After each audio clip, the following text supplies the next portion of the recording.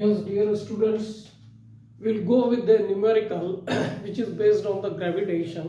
अब इस क्वेश्चन को हम रीड करें तो the radii of one planet is r and that of other is 2r and their densities are rho and 2 rho respectively.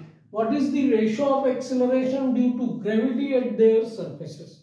अब यहाँ पर देखने वाली बात है कि हमको दो प्लैनेट्स दिए और दो प्लैनेट्स के रेडियस और उनकी डेंसिटीज दी हुई है। अब डेंसिटीज और रेडियस दिए तो हमको उनका कंपैरिजन करना है एक्सेलरेशन ड्यू टू ग्रेविटी।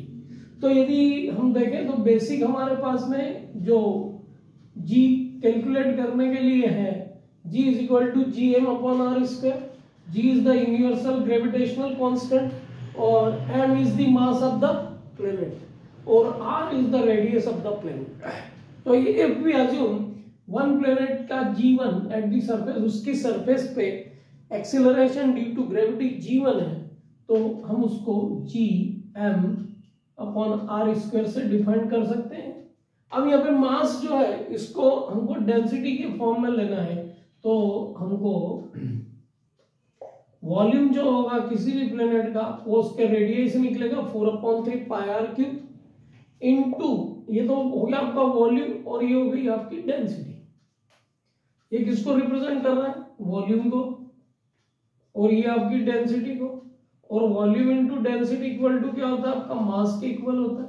तो हमने मास ले लिया तो ये मास इनटू डेंसिटी, ये आपको क्या, वॉल्यूम इनटू डेंसिटी आपको मास देगा। तो फाइनली हम इसको कैलकुलेट करके देखते हैं तो 4/3 पाई रो इनटू आर, ये आपका acceleration due to gravity at the planet.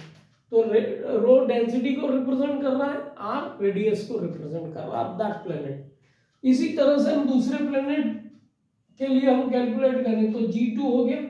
g आपका एज इट इज है, मास के लिए हम वही ले लें, हम 4/3 पाई, r की वैल्यू आपकी 2r क्यूब हो गई और रो जो है आपका बाई 2 हो गया। ठीक है, तो जब हम कैलकुलेट करने जाते हैं 4/3 पाई आर क्यूब और डिनोमिनेटर में इसका भी 2r स्क्वायर आएगा तो यहां देखें तो ये 2r स्क्वायर से कैंसल, तो ये आ गया आपका g into 4/3 pi 2r into rho upon 2, two से 2 कैंसल। सो अल्टीमेटली 4/3 पाई 4/3 पाई, इसमें हमने g लिखना भूल रहे हैं है ना, तो g लिखना पड़ेगा ना, g तो आएगा 4/3 पाई g।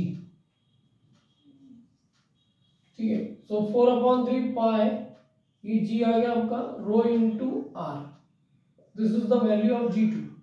तो g2 की वैल्यू हमको मिल रही है 4/3 pi g rho into r। अब ये और इन दोनों इक्वेशन का हम रेशो ले लें तो हमको क्या मिल जाएगा? Ratio of acceleration due to gravity. तो हम इसको कैलकुलेट कर लेते हैं, g1 अपॉन g2। तो ये क्या हो जाएगा आपका 4/3 pi g rho into r divided by again 4/3 pi g rho into r। ये पूरा कैंसिल हो रहा है, मींस 1/1 आ रहा है। तो एक्सेलरेशन ड्यू टू ग्रेविटी का जो रेशियो आ रहा है 1:1 आ रहा है। मींस यहाँ पर क्या चेंज हो रहा था? या तो रेडियस चेंज हुआ था और डेंसिटी उसकी वही थी। यहाँ पे इसके रेडियस का 2 टाइम्स रेडियस हो गया, इस प्लैनेट के रेडियस का 2 टाइम्स यहाँ पर है, पर डेंसिटी क्या हो गई इसकी? जस्ट हाफ हो गई है ना।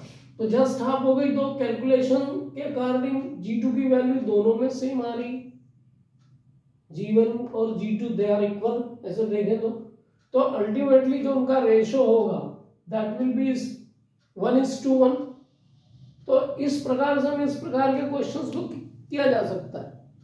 अब इस क्वेश्चंस में यदि आपको चॉइस दे दी जाए, ऑप्शन दे दी जाए तो you can choose the correct option. तो ये आपके लिए एक एमसीक्यू का काम करता है, कॉम्पिटिटिव एग्जामिनेशन के हिसाब से आपके लिए क्वेश्चन तैयार हो जाता है। तो अब इस तरीके से यदि न्यूमेरिकल्स करते हैं तो दिमाग में रखें कि we are solving the MCQs also.